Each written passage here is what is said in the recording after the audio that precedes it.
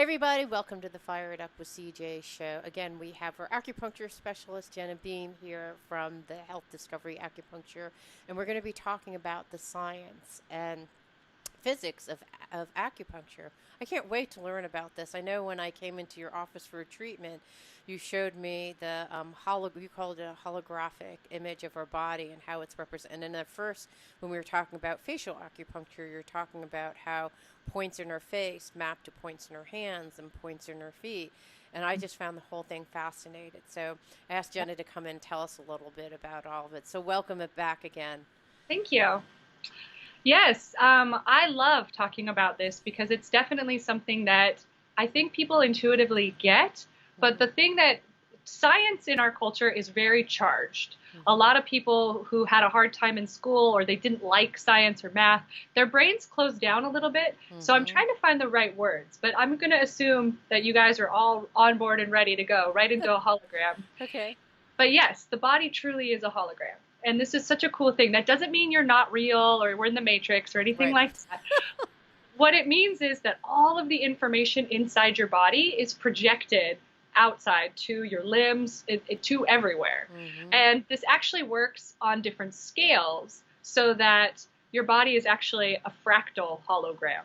And I know Mm. that term is also a bit much, but we'll look at it here. I've got some images. And as you grab that images, I had talked to this one gal who said, and then we are a hologram of the universe. Right. So, The so it's, holographic universe. yeah, so it's all this like, there's all these like little, that when you look into the mirror and you see all those, the ways of expressing in multiple different forms. That's what's happening. Totally. Yeah. So this is one image for the holographic body. Okay. So you can see the middle point. We've got the body with all the organs and the head. So this is the torso, from the head to the torso. Mm-hmm. And then I put him, my blue man, I gave him lines on the front. So there's 12 energetic channels. Uh-huh. And so there you can see the front and the back. Mm-hmm. Now, if you take your arm or your leg off and then line it up, so if you go to this side, you can see that the head and the foot map to the head. The hand and the Mm. foot map to the head. And then Hand and the foot mapped to the head. Okay, got it. So I'm looking at your drawing. So, yeah, perfect. So when I'm looking at the drawing, I see on the far, on the right of the blue man, I see actually the whole body with the head and the shoulders and the buttocks. And then I see to the far left a foot, an upside down foot. And then in the middle of that, I actually see a hand. And so right, you're saying that each is a holograph of each other. So the right. hand correlates to the same spots in the foot that correlates to the same spots There's in Lona. okay, got it. So the hand correlates to the same spot, relationship to the foot as a relationship to the head. Right. So the cool thing there is that we can find points on your hand that map to your head. Your wrist will map to your neck, and the same thing, your ankle will map to the neck or your foot to your head. Mm-hmm. So we can use this way of anatomical mapping to literally release energy at the head or the neck Mm-hmm. or wherever. And so then the knee and the elbow relate to your belly button, and then Mm. and that level, right? So it's if your belly button in the front and then whatever's related to that in the back. And then we go in between. So let's say somebody has neck pain and that goes down their shoulder blade, which is Mm-hmm. pretty common.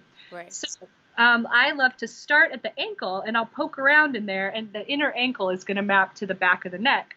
And then Mm. they say, oh, that's tender or whatever. And then we put needles in there, and then I'm like, rotate your neck. And they're like, wow, it's gone. And Yes. then they say, now I feel a pull between my shoulder blades. And I say, okay. So then we follow that line and we keep mapping along that channel, and Mm-hmm. that correlates to down the back. And Ah. we can use this system to very literally release tension, move your chi, and support your body anywhere in the body at your arms and your legs. Ah, okay. So when you're doing that for your arms and your legs, are you trying to hit all the different parts in? I mean, I think I've had only acupuncture on my arms, on my legs, on my feet, and on my back too. So, is that back to hit specific points? why does one hit the back? And I've had them in my face, my jaw too. Sure, sure. Well, there's a lot of different approaches. So if you went to 10 different acupuncturists, you would get 10 different, very different treatments. Right. And that's okay because Right. there's so many different ways to apply this theory Right. that there's not just one size fits all. Okay. And what I was talking about with this anatomical mapping, it's like area for area. Right. So we would map, I would put perhaps 10 needles in the ankle and shin area, mapping to the neck and the shoulder blades. Whereas if we're trying to focus on a specific channel, we only need 1 point, in a strategic acupuncture point. Okay, So got it. in this anatomical mapping, I'm going outside of the main channels. I'm going outside of the points. We call these Osher points. You may have also heard the term trigger point. So there's a couple different terms, but basically the spots that are tender, where you smush on them and it feels tender to the touch, that is a point that's relating to some sort of stagnation of chi somewhere else in the body.